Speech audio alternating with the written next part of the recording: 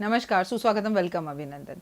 कौन तपस्या गौरा ने कीनी, जिनको जगा बाबा हृदय में दीनी। जय भोले भंडारी बाबा, जय भोले भंडारी। आ ही गया सावन का पावन महीना, आ ही गया सावन का ये सोमवार। बड़ी पूजा पाठ करती हैं आप, सजती सवरती हैं, साड़ी पहनती हैं, हाथों में मेहंदी लगाती हैं। कुछ रूल्स बता देती हूँ आपको। अरे सबसे पहले नमस्कार, प्रणाम, स्वागत, अभिनंदन। सभी बड़ों को मेरा चरण स्पर्श नमस्कार, चरण स्पर्श करती हूँ आपके, और सभी छोटों को मेरा खूब सारा आशीर्वाद और प्यार। और हम सफ़र, हम मेरी उम्र के हैं आप, तो आई एम 42, मुझे नहीं पता आप कितने साल के हैं। तो मैं आपको नमन करती हूँ, नमस्कार करती हूँ, आपका स्वागत अभिनंदन करती हूँ। I am born on 1978। आप कब पैदा हुए हैं मुझे नहीं पता, आप देख लीजिएगा और देख लीजिए जो मेरे हम सफ़र और मेरी उम्र के हैं उन सबको मेरा प्रणाम। पर होता क्या है ना, जो पतले लोग होते हैं ना वो छोटे लगते हैं, जो मोटे लोग होते हैं वो उम्र में बड़े लगते हैं। ये मोटे और पतले की बड़ी प्रॉब्लम है। लेकिन मैंने मोटापे का एक फ़ायदा देखा, पता है क्या? देखिए, एक्सेस ऑफ मोटा कोई है, मैं उसकी बात नहीं कर रही हूँ, लेकिन मोटे लोग ना स्वस्थ होते हैं, ये मैं आपको बता दूँ। पतले लोग ना हवा में उड़ जाते हैं, ज़रा सा कुछ मौसम बदला नहीं, खांसी जुकाम, बीमार हो गए, बॉडी में इम्यूनिटी नहीं है, बॉडी के अंदर रोग क्षमता शक्ति नहीं है। और हम मोटे लोग तो हमें ना आंधी उड़ा कर ले जा सकती, ना कुछ लेके जा सकते, और मस्त बिंदास, खांसी जुकाम तो हमें छू ही नहीं पाता। I mean it is not over, होता तो है, लेकिन मोटापे के फ़ायदे भी बहुत हैं। ओवर नहीं होना चाहिए, ना बहुत ज़्यादा पतला ना बहुत ज़्यादा मोटा, आई मीन बीच में होना चाहिए, मैं ऐसा सोचती हूँ। मैं डॉक्टर वायरा के आपका स्वागत अभिनंदन करती हूँ। सावन के सोमवार, पहले सोमवार क्या करें, दूसरे सोमवार क्या करें, चलिए जल्दी से नजर आते हैं। सबसे पहली बात तो दुनिया आपको बताएगी, सुबह मंदिर जाओ, आपकी मम्मा ने भी बताया होगा और लोग पूजा करते भी हैं। लेकिन मैंने लोगों को देखा है, देखिए अभी तो आप ये बहाना नहीं कर सकते कि बच्चे स्कूल जा रहे हैं, हालांकि 1 जुलाई से बच्चों की ऑनलाइन क्लासेस शुरू हैं, ठीक है। तो मैंने मम्मियों को देखा है, भगवान शंकर भगवान मुझे 2 बजे याद आएंगे, 3 बजे याद आएंगे, 12 बजे याद आएंगे, ऐसे थोड़ी होता है दोस्त। सावन में, साल में एक बार सावन आता है, क्या 4 बजे उठकर मंदिर नहीं जा सकती हैं आप? 5 बजे घर में उठकर पूजा नहीं कर सकती हैं आप? घर में घी का दिया नहीं जला सकती? क्या वाइब्रेशंस होती हैं, पता है आपको? कितना अलग ही माहौल होता है। जो लोग सुबह उठकर जल्दी पूजा करते हैं, जो करते हैं उनसे पूछो। For example me, it is like anything that, पूरा घर सो रहा है, आप उठे, नहाए धोए, अपने कपड़े उपड़े रात को निकाल के रख लिए, आप भजन चला रहे हैं हल्की आवाज में ही चाहे, और आप घर में घंटी बजा रहे हैं, शंख नाद कर रहे हैं, और शंकर भगवान की पूजा कर रहे हैं। छोटा सा अपने अपने घर में ही शिवलिंग रखा हुआ है और जाप कर रहे हैं, भगवान से फेस टू फेस बातें कर रहे हैं, you will get the answers. Seriously मैं तो करती हूँ।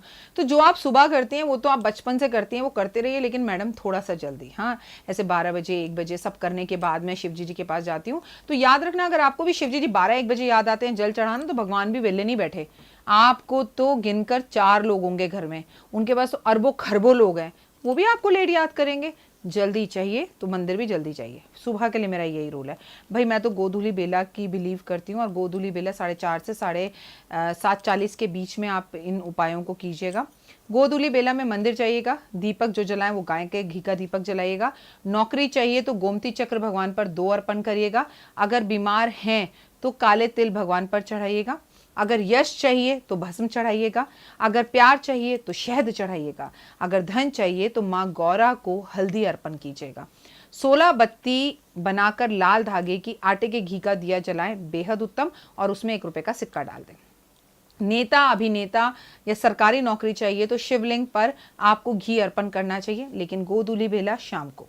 शादी करनी है तो पीली हरी चूड़ियां भगवान को, माँ गौरा को अर्पण कीजिए। खुश रहना चाहते हैं आप तो पंचमेवा भगवान को भोग लगाइए, और फेमस होना चाहते हैं तो इत्र भोग लगाइए। ये है सावन का पहला सोमवार, जब इसमें से कीजिए। अब इसमें से मैंने अलग अलग कैटेगरी बता दी है, ठीक है, और एक वीडियो अलग भी बनाकर रख रखी है सावन के सोमवार की। अब क्योंकि सावन को लेकर इतनी सारी वीडियोस बन गई हैं, हो सकता है कोई वीडियो आपको दूसरे सोमवार पर मिले, तो भाई पहला सोमवार छोड़कर दूसरे सोमवार से तो उपाय को कर लीजिएगा। तो try to be do a be continue, ठीक है। अब ये मत कहिएगा राखी जी, हो हमने तो आपकी वीडियो लेट देखी, आपने वीडियो अपलोड लेट कर दी, हमारा पहला सोमवार निकल गया। अरे क्योंकि मैंने इतनी वीडियो बनाई है, इतनी वीडियो बनाई है कि इसमें से अगर आप एक भी उपाय कर लें तो आपको बहुत फायदा होगा। पहला सोमवार जो मैंने आपको बताया, ये सावन का पहला सोमवार, गोधूली बेला 4:40 से 7:40 के बीच में, इनमें से कोई भी उपाय आपको जिस भी काम के लिए करना है कर लीजिए, भगवान की विशेष कृपा होगी आप पर। अब आपको धन चाहिए, दूसरे सोमवार को हम क्या उपाय करें विशेषकर? 5 फल चढ़ा दीजिए भगवान पर, 108 सिक्के चढ़ा दीजिए भगवान पर अगर आपको धन चाहिए, ठीक है, शिवलिंग पर। 8 बेल पत्र चढ़ा दीजिए, पानी से साफ धोइए, लाल चंदन लगा दीजिए। शम्मी के पौधे जो है उसके पत्ते तोड़कर शिवलिंग पर अर्पण कर दीजिए सेकंड सोमवार जब भी आपको मौका मिले। शम्मी का पौधा मंदिर में जरूर लगवा कर आए आप। मंदिर में जाकर 4:30 और 7:40 के बीच में झाड़ू लगाइए ताकि किस्मत पे पड़ी हुई धूल हट जाए। मंदिर में अगर घड़ी खराब है तो उस घड़ी को बदलवाइए, सेल चेंज हो सकता है तो सेल चेंज करवाइए। माँ गौरा को कौड़ी अर्पण कर दीजिए। गणेश जी को हरी हरी दुआ और घास अर्पण कीजिए। कार्तिकेय जी को मोर पंख अर्पण कर दीजिए, ठीक है। और आप को एक बात और बताना चाहूंगी, अगर आप किसी ऐसी जगह पर हैं जैसे राजस्थान में अभी तक मंदिर नहीं खुले और आप राजस्थान में हैं, तो ये सब उपाय आप ऐसी जगह पर हैं जब लॉकडाउन की वजह से मंदिर नहीं खुले, तो ये सब घर में भी कर सकती हैं आप। अपने घर के मंदिर में झाड़ू लगा लो भाई, अपने घर के छोटा सा शिवलिंग मंगा लो, क्योंकि मंदिर बंद है अभी, बाजार बंद नहीं है। आपको शिवलिंग कहीं नहीं मिल रहा, मुझे बता दीजिए, मैं आपको शिवलिंग भेज दूंगी, ठीक है। उल्टा आपके नाम से पूजा कर कर भेजूंगी, ठीक है। कार्तिकेय जी को मोर पंख चढ़ा दीजिए और भांग को पीस कर हरा हरा हो जाता है वो, उसको शिवलिंग पर अर्पण कर दीजिए। पंडित जी को दक्षिणा जरूर दीजिए। पंडित जी से कहिए, पंडित जी पूरे सावन में आप अपनी पसंद से कोई अपने कपड़े ले आओ, जो होंगे वो पैसे मुझसे ले लेना। 2 गुलाब के पुष्प माँ गौरा को अर्पण कर दें। 16 बत्ती का फिर से धागा लाल, 16 बत्ती का गाय का दिया, गाय का मतलब आटे का दिया लिया और गाय के घी को लिया और माँ गौरा के आगे अर्पण किया। उसमें 1 रुपए का सिक्का जरूर डालें और मंदिर में झंडा लगाएं। अब मंदिर अगर आपके घर के आसपास बंद है तो पेड़ पर झंडा लगा दीजिए। उपाय करने की अगर आपकी इच्छा होगी तो आप जरूर करेंगे। यह दूसरे सावन के सोमवार के उपाय जिससे धन प्राप्त करेंगे। अगर ये वीडियो आप लेट या पहले देख रहे हैं तो तीसरे, चौथे, 5वें सोमवार वाले दिन ये उपायों को कर लीजिए, लेकिन करिए। सब दिन ना भी कर पाए तो एक ही दिन कर लीजिए, किसी एक ही सोमवार को। अब बीमारी को दूर भगाना है, ठीक है, रोग मुक्त होना है तो तीसरा सोमवार। लाल कपड़े में शिव पुराण को लपेटकर किसी महान गुरु को, किसी पढ़ने वाले व्यक्ति को या ब्राह्मण को भेंट स्वरूप दें। 5 मुखी रुद्राक्ष की माला लेके किसी ब्राह्मण को पहनाएं। फिर 16 बत्ती लेकर गाटे का दिया बनाकर गाय के घी से उसे जरूर जलाएं शिवलिंग पर। अगर आप ना जा पा रहे हो, मंदिर आपके यहाँ लॉकडाउन की वजह से बंद हो, तो ये सारे उपाय आप प्लीज अपने घर में भी कर सकते हैं। काले तिल मुट्ठी में लेकर शिवलिंग पर अर्पण कर दीजिए। अब घर पे इतना बड़ा शिवलिंग नहीं है तो थोड़े से काले तिल भगवान पर अर्पण कर दीजिए। गंगा जल शिव परिवार पर अर्पण जरूर करें आप। 108 दुआ लेकर, मतलब घास के वो लेकर, और भगवान पर, गणपति पर अर्पण करके कहें, भगवान मुझे जो है ना कष्ट से दूर भगाओ, मुझे सेहतमंद बनाओ और ये रोग दूर कर दो। भस्म को सिक्कों में मिलाकर एक पोटली बनाकर शिवलिंग पर अर्पण कर कर आ जाइए, रख कर आ जाइए और भगवान से कहिए, भगवान मुझे ना मेरी इस बीमारी से निजात दिलाओ। धतूरा भगवान को अर्पण जरूर करें, बेल भगवान को अर्पण जरूर करें, काले तिल भगवान को अर्पण जरूर करें। इससे आपकी सेहत अच्छी होती है। और जब भी आप दवाई खाएं, किसी भी चीज़ की मेडिसिन, बीमारी, रोग जो आपको है, हमेशा शंकर भगवान का नाम लेकर उस मेडिसिन को खाएं। इससे आपको बहुत ज़्यादा लाभ और फायदा होगा। मैं हूं डॉक्टर वाय राखी और इस वक्त आप मेरा जो यूट्यूब देख रहे हैं, जिसमें मैं आपको सावन के सोमवार के चमत्कारी उपाय बता रही हूँ। हम पहुंच गए चौथे सोमवार पे। इससे आपको सुख ही सुख मिलेगा।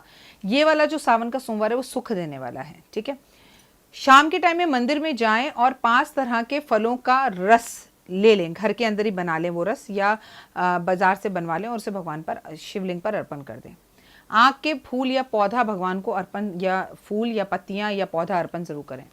कमल के 108 फूल अर्पण करें, ना हो सके तो एक कमल का फूल लेके उसकी 108 पत्तियां तोड़कर भगवान पे अर्पण कर कर बोलें कि भगवान इसे मेरी तरफ से 108 फूल ही समझना।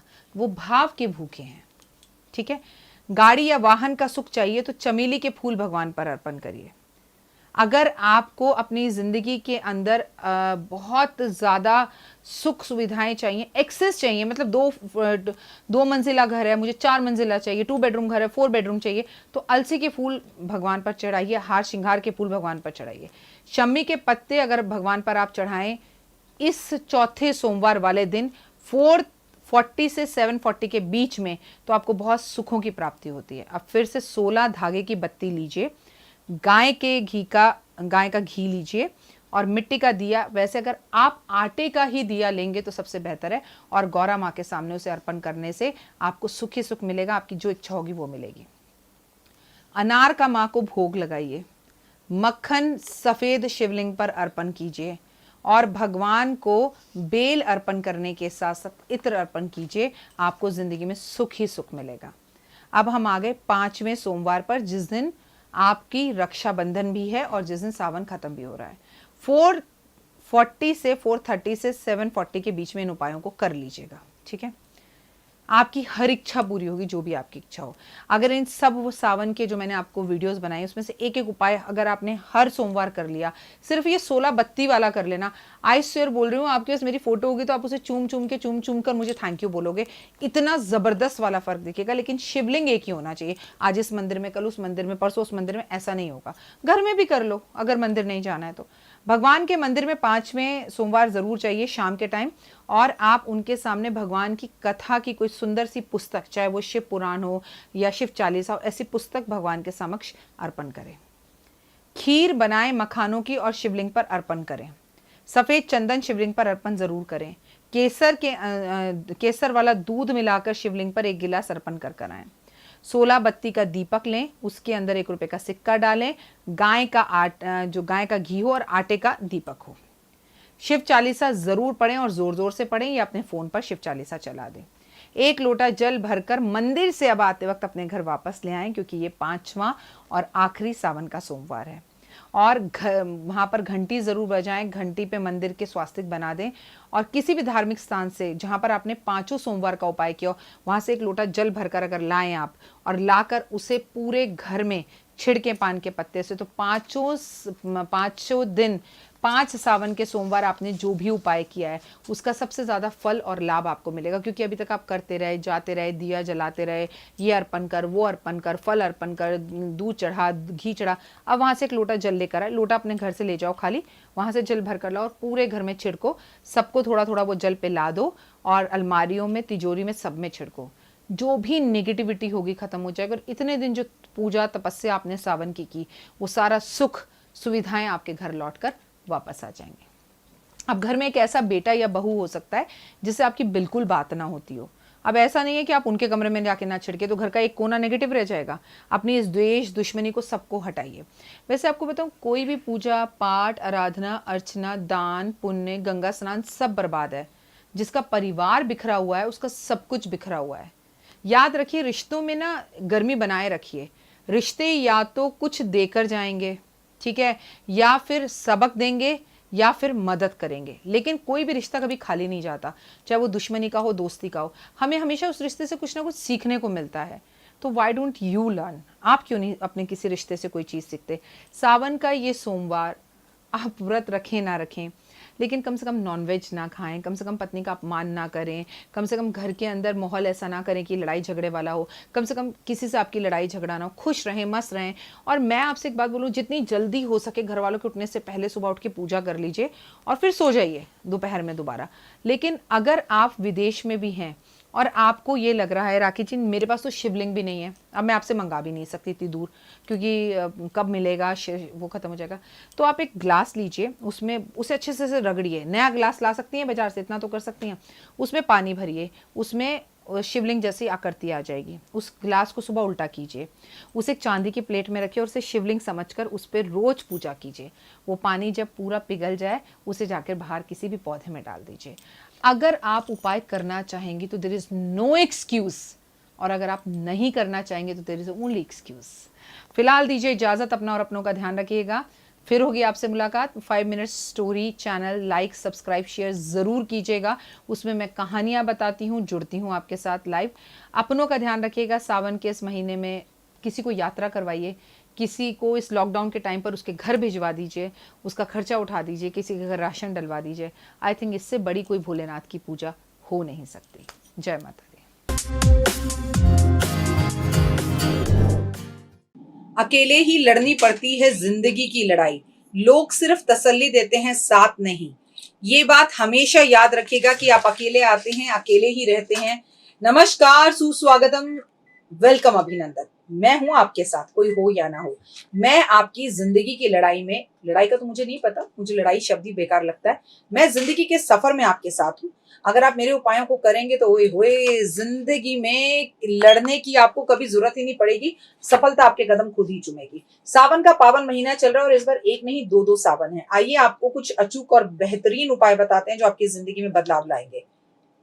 मैं आज आपको इसमें मल्टीपल चीजें बता रही हूँ। सबसे पहले बेल पत्र का जो वृक्ष होता है उसके बारे में बताऊंगी। बेल पत्र का जो वृक्ष होता है उसके आसपास कभी सांप नहीं आता। अगर किसी की शव यात्रा जा रही हो और अगर वो बेल पत्र के वृक्ष के नीचे से गुजर जाए तो यकीन मानिए वो व्यक्ति मोक्ष को प्राप्त कर लेता है, दोबारा जीवित नहीं होता। वायुमंडल में जितनी भी अशुद्धियां हैं उन सबको दूर करता है बेल पत्र का वृक्ष। अगर 4, 5, 6 और 8 वाला बेल पत्र आपको मिल जाए भगवान शंकर पर चढ़ाते हुए या बेल पत्र तोड़ते हुए, तो आप बहुत भाग्यवान हैं। इसे अपनी किस्मत समझिए और इस बेल पत्र को फ्रेम करवा कर रख लीजिए। ये आपका भाग्य बदलने का सूचक है। बेल पत्र का वृक्ष कटवाने से आपका वंश खत्म हो जाता है। सुबह शाम वृक्ष के दर्शन करने से, बेल पत्र के दर्शन मात्र से आपके पापों का नाश होता है। बेल पत्र का वृक्ष सींचने से और उसके आगे दीपक जलाने से आपके समस्त पाप नष्ट होते हैं और पितरों का तर्पण होता है। ये बात याद रखिएगा। बेल वृक्ष और सफेद आग का पेड़ आपके घर में पूजा के टाइम पर अगर एक साथ में हो तो ऐसे घर में लक्ष्मी की असीम कृपा होती है। बेल पत्र और धातु मतलब ताम धातु दोनों को मिलाकर ऋषि मुनि जो थे वो सोना पैदा कर लेते थे। कैसे, वो तो मुझे भी नहीं पता। जीवन में सिर्फ एक बार अगर आपने गलती से भी शंकर भगवान पर बेल पत्र अर्पण कर दिया तो आपकी 7 पुश्तों ने भी कोई पाप किया हो तो वो पाप का नाश खत्म हो जाता है। क्या आपको पता है कि अगर बेल पत्र आप भगवान पर जब अर्पण करें तो वो 3 की संख्या में होने चाहिए। बेलपत्र हमेशा उल्टे अर्पण करने चाहिए। बेलपत्र के पीछे का थोड़ा सा हिस्सा तोड़ देना चाहिए और शंकर भगवान पे जो बेलपत्र अर्पण करें वो टूटे फूटे नहीं होने चाहिए। या तो आप बेलपत्र खुद खरीदें या अगर जिस पेड़ से आप बेलपत्र ले रहे हैं वहां पर आप 10 रुपए या 1 रुपए का सिक्का जरूर रख दें, या अपने जीवन में जीते जी अपनी एनिवर्सरी, अपने जन्मदिन पर बेलपत्र के पौधे जरूर लगवाएं। आप तो दूसरों के बेलपत्र से पत्ते तोड़ तोड़कर भगवान शंकर पे चढ़ाए जा रहे हैं। कभी आपने सोचा है कि जब आप इस दुनिया पर नहीं होंगे, आपके बाद भी कोई बेल पत्र के उस पेड़ पे से जिसे आप लगा कर जाएंगे कुछ पत्ते तोड़कर अगर भगवान पर अर्पण करें तो ओए होए कितना ज्यादा लाभ हो सकता है और आपको कितना फायदा हो सकता है। बेल का जो पेड़ होता है उसका उसका उसकी सफाई करना, उसके नीचे झाड़ू लगाना, उसमें दीपक जलाना, और अगर लंबे समय से आपको संतान की प्राप्ति नहीं हो रही है तो उसके पेड़ के नीचे बैठ के पंडित और पंडितानी को भोजन कराने से आपको संतान की प्राप्ति होती है और आपकी इच्छाएं पूर्ण होती हैं। अगर लंबे समय से आपने किसी भी तरह का कोई भी पेड़ दान नहीं किया या कोई पेड़ आपने कभी नहीं लगवाया तो मेरा आपसे निवेदन है कि कोई पेड़ अगर आप लगवाना चाहते हो तो पीपल का पेड़ और बेल का पेड़ लगाएं। बेल के पेड़ पर शाम के टाइम पर जो दीपक जलाता है, माँ पार्वती ने वचन दे रखा है कि उसके घर से लक्ष्मी कभी भी घर छोड़कर नहीं जाती। आपका सवाल ये है क्या बेलपत्र घर पर लगा सकते हैं? जवाब है हाँ। मैं आपको बता दूं, शिव पुराण के अनुसार कुछ बातें हैं। भगवान शिव पर चावल चढ़ाने से धन की प्राप्ति होती है, तिल चढ़ाने से पापों का नाश होता है, लेकिन सिर्फ काले तिल, और भगवान पर जौ अर्पण करने से आपका वंश बढ़ता है। अगर आपके यहाँ बच्चा नहीं हो रहा तो इस उपाय को कर देखें। अगर भगवान पर गेहूं अर्पण की जाए तो आपके घर से कभी भी अन्नपूर्णा देवी घर छोड़कर नहीं जाती। आपके वंशों वंश कभी घर में अन्न की कमी नहीं होती। शिव पुराण के अनुसार कौन सा रस भगवान पर चढ़ाने से क्या फायदा होता है? अगर आपको बुखार हो रहा हो तो भगवान पर, अगर मान लीजिए आपका कोई नियर एंड डियर है जिसको तेज बुखार हो रहा है, उसका बुखार उतर ही नहीं रहा, तो 1 लोटा जल जाकर घर से शिवलिंग पर उसका नाम लेकर चढ़ा दो, उसका बुखार उतर जाएगा। अगर कोई ऐसा व्यक्ति है जो नपुंसक है और वो बच्चे पैदा नहीं कर पा रहा है या परेशानी है, तो हर रोज भगवान पर शाम के टाइम 1 कटोरी घी अर्पण करे, पर घी बहुत ज्यादा गर्म ना हो, तो नपुंसक की बीमारी दूर हो जाएगी। तेज दिमाग के लिए भगवान के ऊपर शक्कर और दूध मिलाकर अर्पण करें तो आपका दिमाग और बुद्धि तेज होती है। सुगंधित तेल भगवान पर समर्पित करने से, भगवान का अभिषेक करने से आपके जीवन के अंदर सुख सुविधाएं और लग्जरी गाड़ियां आपको मिलती है। शिवलिंग पर गन्ने का रस और उसके अंदर शहद मिलाकर अर्पण करने से आपको बहुत ज्यादा धन की प्राप्ति होती है। शिव पर गंगा जल अर्पण करने से मोक्ष की प्राप्ति होती है। भगवान पे मधु अर्पण करने से राजकोष बढ़ता है। और अगर आप चाहते हैं कि आपके जीवन के अंदर आपको सरकारी नौकरी मिले और आप राजनेता बने तो भी होता है। लाल व सफेद आंकड़े के फूल भगवान शिव को अर्पण करने से आपको मोक्ष की प्राप्ति होती है। चमेली के फूल अर्पण करने से वाहन का सुख मिलता है। अलसी के फूल भगवान पर अर्पण करने से आप विष्णु प्रिय हो जाते हैं। शमी के पत्ते भगवान पर अर्पण करने से शनि शांत होता है। बेल के फूल या पत्ते भगवान पर अर्पण करने से सुंदर व सुशील पति या पत्नी प्राप्त होते हैं। जूही के फूल भगवान पर अर्पण करने से अन्न की कमी कभी नहीं होती। कनेर के फूल भगवान पर अर्पण करने से नए वस्त्र मिलते हैं। हार श्रृंगार के फूल भगवान पर अर्पण करने से सुख सौभाग्य और बड़ा घर मिलता है। धतूरे के फूल भगवान पर अर्पण करने से सुयोग्य पुत्र मिलता है, आज्ञाकारी पुत्र मिलता है। लाल डंठल वाले धतूरा भगवान पर अर्पण करने से शुभ समाचार मिलते हैं। दूर्बा भगवान पर अर्पण करने से आपकी आयु लंबी होती है। अब तो मैंने आपको दुनिया भर की ऐसी चीजें बता दी जो इस सावन में आप शंकर भगवान पे अर्पण कर सकते हैं। आपके पास कुछ ना कुछ तो अवेलेबल होगा, और कुछ ना हो तो घर में चावल और चीनी और दूध तो जरूर होगा। तो भाई भक्त शिव का चला शिव को मनाने के लिए, हाथ में 2 फूल लोटा जल चढ़ाने के लिए। वो तो भाव के भोले हैं, वो तो शंकर हैं, वो तो शंकरा हैं। आपकी सिर्फ पुकार देने से आपकी हर इच्छा पूर्ण करेंगे। मैं डॉक्टर वाय राखी सावन में क्या करें, क्या ना करें, कैसे शंकर को प्रसन्न करें, अलग अलग तरह के, अलग अलग तरीके से, अलग अलग सोच से आपके साथ वीडियो शेयर कर रही हूँ। आप इस सावन क्या कर रहे हैं वो बताइए। ग्रीन टी भी कमाल की चीज है। एक तो दूध बचा देती है, ऊपर से एक्स्ट्रा एनर्जी आपको देती है, मोटापे को कम करती है, और काम करने की अलग से ताकत देती है। अब समझ में आता है मुझे लोग ब्लैक कॉफी या ब्लैक टी इतनी ज्यादा क्यों पीते हैं। मैंने इंस्टा पर एक शाहरुख की वीडियो देखी, उनसे किसी ने पूछा क्या आप ब्लैक कॉफी पीते हैं, तो शाहरुख खान बोलते मैं दिन में 25 कप ब्लैक कॉफी पी जाता हूँ। जबकि अगर आप मेडिकल की बात देखें, शाहरुख मजाक कर रहे थे, क्या कर रहे थे मुझे नहीं पता, लेकिन अगर आप मेडिकल की बात देखें तो 2 से ज्यादा ब्लैक कॉफी आपको दिन में पीनी नहीं चाहिए। लेकिन कई बार आपको काम बहुत ज्यादा करना पड़ता है, और जब ज्यादा काम करना पड़ता है तो नो डाउट कि आपको ब्लैक कॉफी या ग्रीन टी ज्यादा पीनी भी पड़ती है। पर मैं तो ऐसे लेके बैठ जाती हूँ और 3 घंटे तक इसे पीती रहती हूँ। आई नो ये ठंडी हो जाती है, लेकिन देखिए धुआं अभी भी निकल रहा है, सो चलता है। मतलब पीने से समय बहुत ज्यादा ना भी दे पाए तो अपनी रूटीन में ब्लैक कॉफी का प्रयोग जरूर करें। मैंने आपको शिव पुराण से जुड़ी हुई शिव की बहुत सारी चीजें बताई, रस बताए, शिव से जुड़ी हुई मैंने आपको फूल बताए, मैंने आपको बेल पत्र के बारे में बताया। तो कमेंट्स में जय माता दी जरूर लिखिए, शिव शंकर और भोले की पूजा जरूर कीजिए। और एक बात हमेशा याद रखिए, भगवान पे 5 तरह के रस, जैसे आम का रस चढ़ाएं, सेब का रस चढ़ाएं, आप भगवान के ऊपर मौसमी का रस चढ़ाएं, आप भगवान के ऊपर जो पाइनएप्पल होता है उसका रस चढ़ाएं। भगवान को अलग अलग रस बेहद ज्यादा पसंद है। और कुछ ना हो तो अपने घर से गंगा जल, और जहाँ पीने का पानी भर के रखते हैं वहां से, मतलब आपके पीने वाले पानी की टंकी के पास से 1 लोटा जल अर्पण करने से सालों साल पड़ा पितृदोष खत्म होता है। तो ये उपाय जो भी करें, पर 2 सावन है, हाथ जोड़कर मेरा आपसे निवेदन है, प्लीज इस बार शंकर भगवान को जरूर मनाइएगा। कमेंट्स में लिखिए जय माता दी, हर हर महादेव, घर घर महादेव। और महादेव की असीम कृपा आप पर हो, आपके परिवार पर हो। भूल चूक महादेव आपकी और हमारे इस परिवार की दूर करे, और हमें शक्ति, मान, सम्मान, प्रतिष्ठा, यश, धन, दौलत और यश दे।